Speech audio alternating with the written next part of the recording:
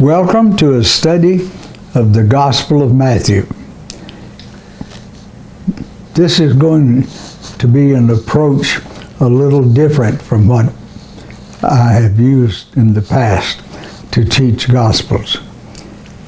We're going to start by looking at the structure of Matthew's Gospel, because the structure is one of the ways that Matthew teaches his readers what he wants them to know. Matthew's Gospel is divided into two major sections, with a short transition section which connects the two major sections. Matthew 1:1 through 16:28 forms the first major section, which gradually reveals Jesus as the promised Messianic King of the Jews and, incidentally, of the whole earth.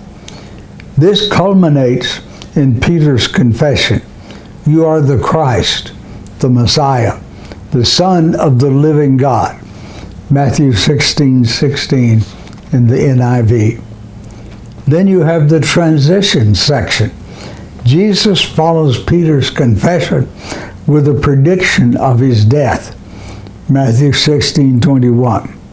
However, he foreshadows his eventual triumph as he says, "I tell you the truth, some of you will not taste of death before they see the Son of Man coming into his kingdom." Rule, Matthew 16:28 NIV. Then you have Matthew 17:1 through 28:20, the second section, major section.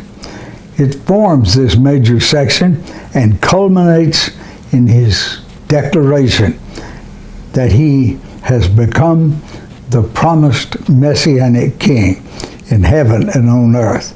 He says, "All authority has been given to me in heaven and on earth." Matthew 28:18, the NIV. Then the King ascends to the right hand of the Father, where he exercises his rule over the heavens and the earth until his time for him to return to judge the living and the dead.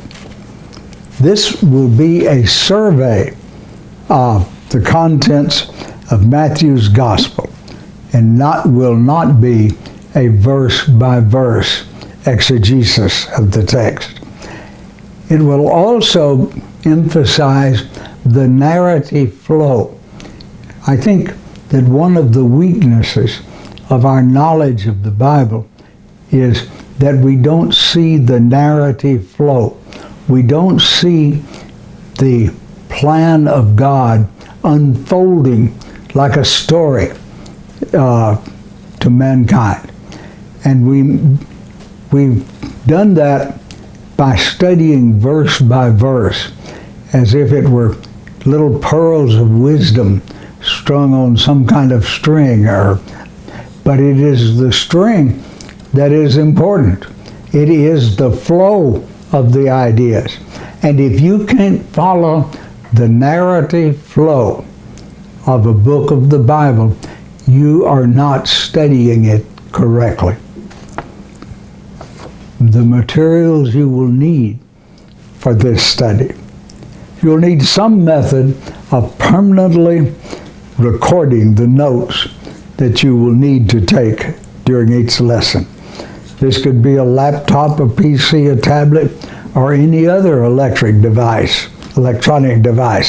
that will allow you to make a readily accessible record. You could even use a spiral or loose leaf notebook and a pen, but that's probably too old-fashioned for most of you. But it works pretty well. I can testify to that. You'll need the NIV version of the New Testament. Now, contrary to what I've done before, the parables lessons and others, I'm not going to read the actual text. There's nothing more boring than to hear an untrained reader read a lot of text. And so, but it will be good for you to have it open before you and kind of page through it, because I will refer to specific verses and in where they are in their context. Okay. You should also have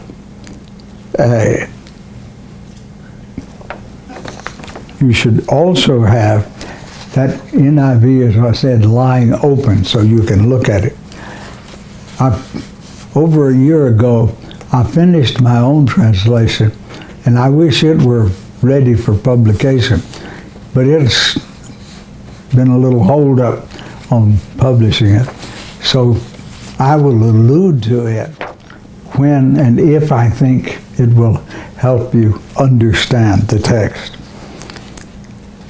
And then you should have a desire to make the teachings of Jesus, as recorded by Matthew, the guide to the way you live your daily life. If you have not put a Bible text into practice in your daily life, you have neither learned it nor has the teacher taught it. It's not like a book on history or mathematics where you learn about. It is a book where you learn to practice, to do. The structure of the lessons will be according to this. Gospel will be divided into larger units.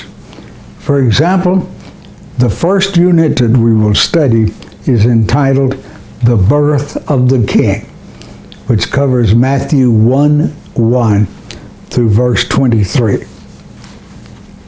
We will study the units in the order they appear in Matthew's Gospel.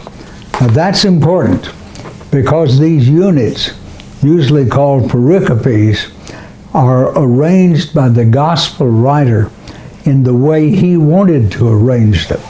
And it is no use asking, well, what order did they happen? Because there is simply not enough evidence to be able to answer that question.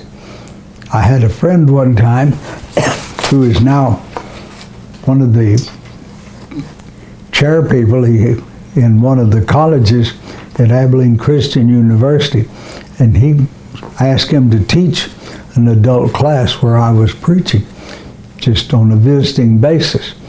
And somebody asked him a question, well, what about this? He said, you can't ask that question.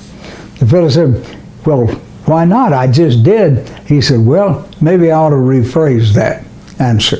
You can ask it, but you can't get an answer, because the only source of the answer doesn't answer it.